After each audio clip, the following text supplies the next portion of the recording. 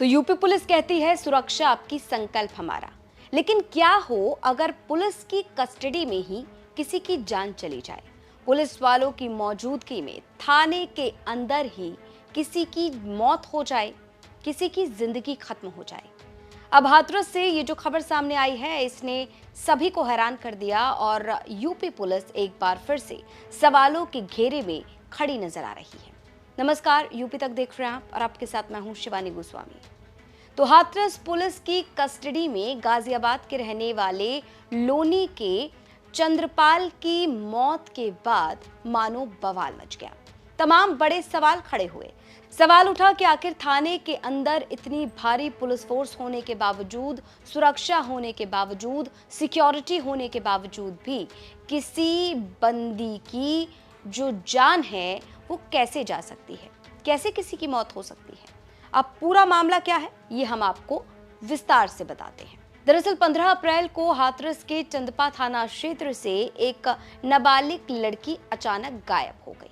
अब लगभग 2 से 3 दिन बाद पिता ने मुकदमा दर्ज करवाया गाजियाबाद के लोनी के रहने वाले चंद्रपाल के खिलाफ। कहा गया कि वो लड़की को बहलाकर फुसलाकर अपने साथ ले गया।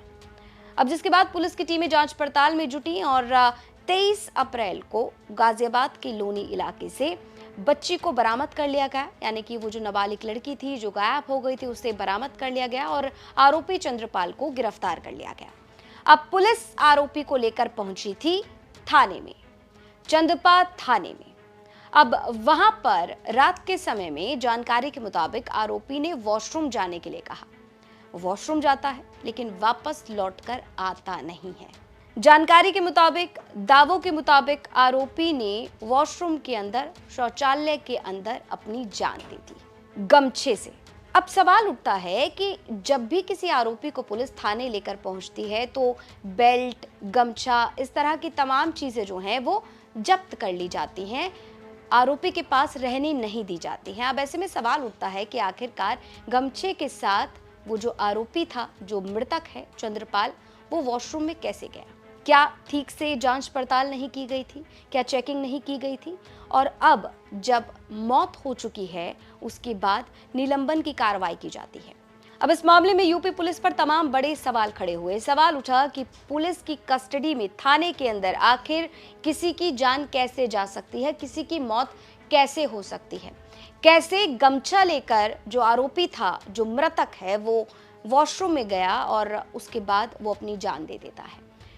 अब पुलिस की लापरवाही पर सवाल खड़े हुए, तमाम गंभीर आरोप जो है वो लगे, जिसके बाद कार्रवाई की जाती है निलंबन की। इस मामले में कोतवाली प्रभारी श्याम बाबू और सिपाही लखन सिरोही को सस्पेंड कर दिया गया है। मुकदमा अपराध संख्या 98/26 थाना चंदपा के संबंध में आज अपहृता एवं चंद्रपाल जी को लाया गया था। अपहृता को वन स्टॉप सेंटर भेजा गया और जो चंद्रपाल थे वो थाने पे थे, जो जिनके साथ अपहृता का जाना बताया गया था। इस संबंध में आज करीबन 9:50 के आसपास जब चंद्रपाल ने बताया कि मुझे शौच जाना है, तो इनके साथ एक पीआरडी को और एक गार्ड को वहाँ भेजा गया, साथ में जो ड्यूटी संतरी पहरा पे थे उनको भेजा गया। तुरंत उनको जैसे ही ये ज्ञात हुआ, संतरी को तुरंत उसने थाने पे सूचना दिया और उनको तुरंत हॉस्पिटल ले जाया गया, जहाँ उपचार के दौरान उनकी मृत्यु हो गई। इस संबंध में सुसंगत धाराओं में प्रभारी निरीक्षक एवं ड्यूटी आरक्षी के विरुद्ध अभियोग पंजीकृत किया गया है और इन दोनों को तत्काल प्रभाव से निलंबित किया गया है। सीसीटीवी फुटेज जो थाने का है उसको सुरक्षित कर लिया गया है और साथ ही समस्त आवश्यक वैधानिक कार्रवाई सुनिश्चित कराई जा रही है।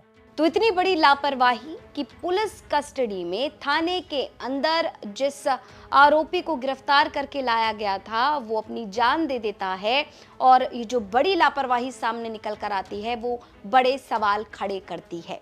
तो इस लापरवाही पर कोतवाली के प्रभारी और सिपाही को सस्पेंड कर दिया जाता है।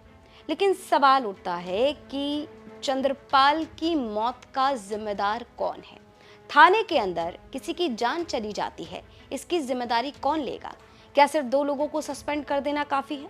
क्या सिर्फ सस्पेंशन करना ही काफी है? क्या कोई बड़ा एक्शन लिया जाएगा? क्या कोई बड़ी कार्रवाई की जाएगी? और सबसे बड़ा सवाल कि चंद्रपाल की मौत की जिम्मेदारी आखिर लेगा कौन? ये तमाम बड़े सवाल जो इस घटना के बाद लगातार बने हुए हैं और यूपी तक की पैनी नजर इस खबर पर लगातार बनी हुई है। तो हाथरस की घटना जिसने तमाम बड़े सवाल खड़े किए, वहीं पुलिस की तरफ से कहा जा रहा है कि जांच की जाएगी और कार्रवाई जो है वो सख्त की जाएगी। वहीं कोतवाली प्रभारी और एक सिपाही को सस्पेंड कर दिया गया है और आगे की जांच लगातार जारी है। लेकिन ये घटना अपने आप में बड़े सवाल उठाती है। अब इस पर आपकी क्या राय है, ये हमें कमेंट बॉक्स में जरूर रखें। ये खबरों में बिजी थी हाथरस से हमारे सहयोगी राकेश सिंघल ने इस पर अपनी राय कमेंट बॉक्स में रखें। और जैसा कि आप सभी जानते हैं, उत्तर प्रदेश की तमाम खबरों को जानने के लिए लगातार देखते रहिए यूपी तक।